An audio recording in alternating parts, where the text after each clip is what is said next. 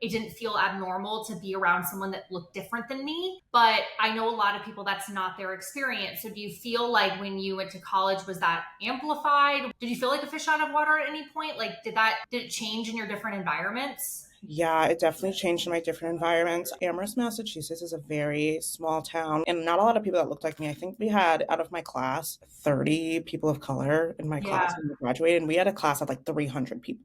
Okay. So when I went to college, I was one of maybe like four people of color on that floor. The rest were not. So I was sitting there and I was like, this feels uncomfortable. And people started saying pretty racist things outwardly. And I'd be like, do I say Like something? at you?